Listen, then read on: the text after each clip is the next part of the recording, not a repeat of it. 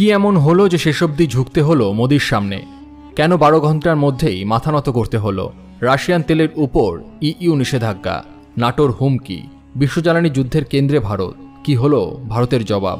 নমস্কার বন্ধুরা, inspiring Tux with Sumit চ্যানেলে আপনাদের সকলকে স্বাগত জানাই। বন্ধুরা, কল্পনা করুন এমন এক সময় যখন এক ব্যারেল তেল কেবল অর্থনীতির নয়, যখন ভূ রাজনীতির বোমা হয়ে উঠছে। বিশ্বে একদিকে চলছে ইউক্রেন যুদ্ধ, অন্যদিকে তেলের জন্য নতুন মিত্রতা, নতুন শত্রুতা তৈরি হচ্ছে। এবং ঠিক এই ভূকেন্দ্রিক রাজনীতির কেন্দ্রবিন্দুতে উঠে এসেছে ভারত। ইউরোপীয় ইউনিয়নের নতুন নিষেধাজ্ঞা, নাটো প্রধানের হুমকি, ভারতের দাপুটে জবাব, সব মিলে এখন বিশ্বমঞ্চে ভারতের অবস্থান ও জ্বালানি কূটনীতি নিয়ে এক বিরাট উত্তেজনা চলছে। এই সমস্ত কিছু বিস্তারিতভাবে আলোচনা করতে চলেছে এই ভিডিওতে। তবে তথ্যটি সম্বন্ধে জানবার আগে আপনারা যারা এই চ্যানেলে নতুন তারা অবশ্যই চ্যানেলটি সাবস্ক্রাইব করুন এবং বেল বাটনে প্রেস করুন এরকম আরও অনেক নতুন ভিডিও নোটিফিকেশন পেতে। ভিডিওটি দেখে ভালো লাগলে অবশ্যই একটি লাইক করবেন এবং সবাইকে শেয়ার করবেন যাতে তারাও ভিডিওটি দেখে উপকৃত হয়, এবং কমেন্টে জয় হিন্দ জয় ভারত লিখতে ভুলবেন না। এবার চলুন জেনে নেওয়া যাক এই তথ্যটি কী। ইউক্রেন যুদ্ধের 3 বছরে পৌঁছানোর মুখে ইউরোপীয় ইউনিয়ন রাশিয়ার বিরুদ্ধে তাদের 18তম নিষেধাজ্ঞা প্যাকেজ জারি করেছে। এই প্যাকেজে মূল লক্ষ্য রাশিয়ার তেল, গ্যাস, প্রতিরক্ষা ও ব্যাংকিং খাতকে বিপর্যস্ত করা। ইইউ এর ভারতীয় দূত হার্ভে ডেফলিন এক্সে একটি বিস্তারিত পোস্টে জানান, এই নিষেধাজ্ঞার মূল উদ্দেশ্য রাশিয়ার যুদ্ধ অর্থনীতিকে দুর্বল করা এবং বিশ্ব তেল সরবরাহে যেন কোনো অস্থিতিশীলতা না ঘটে তা নিশ্চিত করা। তার কথায়, এই নিষেধাজ্ঞা কাউকে রাশিয়া থেকে তেল কেনা থেকে বিরত রাখে না, বরং মূল উদ্দেশ্য রপ্তানি মূল্য ছাটফাট করে রাশিয়ার আয়ে ধাক্কা দেওয়া।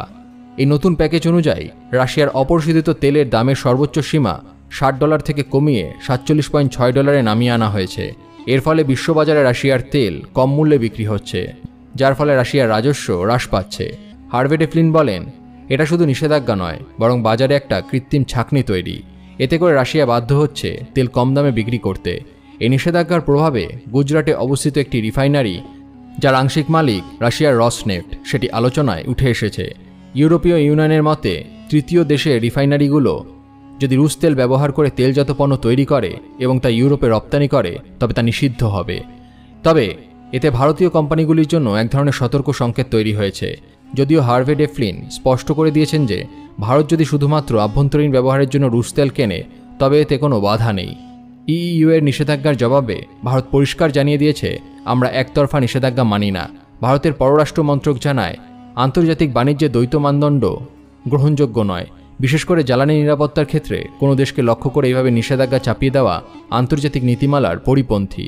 এই বক্তব্যের মাধ্যমে ভারত কূটনৈতিকভাবে দুটি বার্তা দিয়েছে। 1. ভারত তার জ্বালানি নীতিতে স্বাধীন। 2. পশ্চিমা দুনিয়ার আমরা ঠিক বাকিরা ভুল মানসিকতার মানবে না। ইইউ এর নিষেধাজ্ঞার পরে নাটো প্রধানের আরও বিস্ফোরক মন্তব্য পরিস্থিতিকে আরও উত্তপ্ত করেছে। তিনি সরাসরি হুঁশিয়ারি দিয়েছেন, যেসব দেশ রাশিয়ার সঙ্গে ব্যবসা চালিয়ে যাচ্ছে, বিশেষত তেল, অস্ত্র বা প্রযুক্তি খাতে, তাদের উপর 100% সেকেন্ডারি নিষেধাজ্ঞা জারি হতে পারে। ভারত, চীন ও ব্রাজিলের নাম সরাসরি উল্লেখ করে নাটো প্রধান বলেন, যদি এই দেশগুলো রাশিয়ার অর্থনীতিকে টিকিয়ে রাখতে সাহায্য করে তাহলে তা আমাদের নিরাপত্তার বিরুদ্ধে যাবে। এই হুমকি শুধু অর্থনৈতিক নয়, বরং কৌশলগত ও ভূরাজনৈতিক চাপে পরিণত হয়েছে। চীন প্রথমেই এই হুমকিকে প্রত্যাখ্যান করে। তারা জানায় তারা তাদের জাতীয় স্বার্থে রাশিয়ার সঙ্গে ব্যবসা চালাবে। ভারতও পিছিয়ে থাকেনি। পররাষ্ট্র মন্ত্রকের এক মুখপাত্র বলেন, আমরা বৈশ্বিক শক্তির ভারসাম্য বজায় রাখার পক্ষে। আমাদের সার্বভৌম সিদ্ধান্ত নেওয়ার অধিকার রয়েছে। কেউ আমাদের দিক নির্দেশ দিতে পারে না। যেখানে ইউরোপ রাশিয়ার তেল ছাড়ছে, সেখানে ভারত নতুন উচ্চতায় পৌঁছেছে। জুন 2025-এ ভারত রেকর্ড 2.08 মিলিয়ন ব্যারেল প্রতিদিন রুশ অপরিশোধিত তেল আমদানি করেছে, যা জুলাই 2024-এর পর সর্বোচ্চ। বিশ্বের শীর্ষ ভ্যাসেল ট্যাঙ্কিং সংস্থা কেপলারের মতে ভারত বর্তমানে বিশ্বের 1 নম্বর রাশিয়ান তেল আমদানিকারী দেশ। এই পরিসংখ্যানই বুঝিয়ে দিচ্ছে নিষেধাজ্ঞা দিয়ে ভারতকে থামানো সহজ নয়। কেন ভারত রাশিয়া থেকে তেল কিনছে? এই প্রশ্নের উত্তর বাস্তব। কারণ হলো, রাশিয়ার তেল তুলনামূলকভাবে সস্তা। ভারতীয় রিফাইনারিগুলি সহজেই রুশ গ্রেড প্রক্রিয়াকরণে সক্ষম। ভারতের ক্রমবর্ধমান জ্বালানি চাহিদা, রাশিয়ার সঙ্গে দীর্ঘমেয়াদী স্টেবল সরবরাহ চুক্তি, এই বাস্তবতা আন্তর্জাতিক নিষেধাজ্ঞা ও পশ্চিমা চাপের বাইরে একটি জ্বালানি বাস্তববাদ তৈরি করছে। ইউ এর আরেকটি বড় পদক্ষেপ হল রাশিয়ার শ্যাডো ফ্লিটের উপরে নিষেধাজ্ঞা। শ্যাডো ফ্লিট মানে এমন ট্যাঙ্কার জাহাজ যারা রাশিয়ার তেল গোপনে অবৈধভাবে সরবরাহ করছে। 450টির বেশি ট্যাঙ্কার জাহাজকে নিষিদ্ধ করেছে ইউরোপ, যারা অনুমোদন ছাড়াই রাশিয়ার তেল ব্যবহার করে থাকে। এর মাধ্যমে ইউরোপ একটি বার্তা দিচ্ছে, তারা শুধু মুখে নয়, বাস্তবেও রাশিয়ার বিরুদ্ধে কঠোর। কতটা ক্ষতি হলো রাশিয়ার?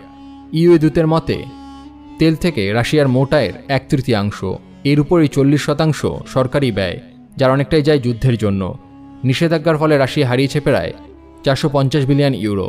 ইউ বলছে এই নিষেধাজ্ঞা অব্যাহত থাকলে রাশিয়ার যুদ্ধ চালানোর ক্ষমতা ধীরে ধীরে কমে যাবে।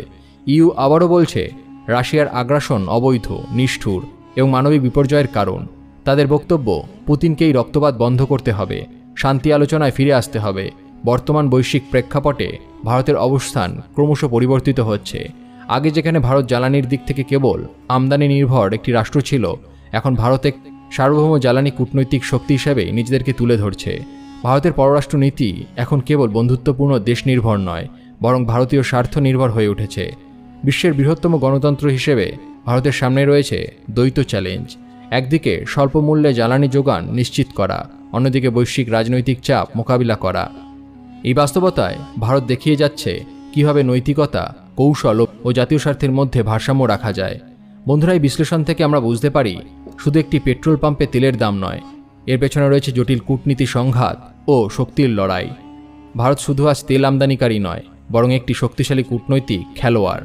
রাশিয়ার সঙ্গে সম্পর্ক বজায় রেখে, আন্তর্জাতিক নিয়ম মান্য করে এবং নিজেদের অর্থনৈতিক স্বার্থ অক্ষুণ্ণ রেখে ভারত এক নতুন জ্বালানি বাস্তববাদ তৈরি করছে। এখন প্রশ্ন হলো, এই জ্বালানি যুদ্ধের শেষ কোথায়? ভারত কি চাপের সামনে মাথা নত করবে, নাকি বিশ্বকে দেখাবে কিভাবে নীতিগত ভারসাম্য বজায় রেখে জাতীয় স্বার্থ রক্ষা করা যায়? বন্ধুরা, আপনারা কি মনে করেন? নাটোর হুমকির পরেও ভারত রাশিয়ার তেল কিনবে তো? নিচে কমেন্ট জানাবেন। এবার চলুন কিছু অনুপ্রেরণামূলক উক্তি শুনে নেওয়া যাক। কিছু লোকজন হারিয়ে ফেলাকে ভালোবাসা বলে, আবার কিছু লোকজন পেয়ে যাওয়াকে ভালোবাসা বলে, আর আমি সত্যি মন নিয়ে পাশে থাকাকে ভালোবাসা বলি। জীবনে তো প্রতিদিন নতুন সমস্যার সৃষ্টি হয়, আর এখানে সেই সব লোকজনই যেতে যাদের চিন্তাভাবনা অনেক বড়। দেরি হয়, কিন্তু ঠিকই বোঝা যায় কি আসলে কেমন সেটা চেনা যায়। কিছু লোকজন ওপর থেকে দেখায় যে তারা আপন, কিন্তু সঠিক সময় আসলে তাদের আসল চেহারাটা সকলের সামনেই ঠিকই চলে আসে। একা হওয়ার একা কাদা মানুষকে ভিতর থেকে অনেক মজবুত বানিয়ে দেয়। তুমি কারোর জন্য যাই করো না কেন, যে ঠকানোর সে তোমাকে ঠকাবেই। এরকম মানুষের থেকে দূরে থাকো যারা তোমার সাথে থেকে শুধুমাত্র নিজেদের স্বার্থ পূরণ করতে জানে। এখন তো ভরসার উপর থেকে ভরসা উঠে গেছে, কারণ যার উপরে সবচেয়ে বেশি ভরসা ছিল তাকেই আমি ভরসা ভাঙতে দেখেছি।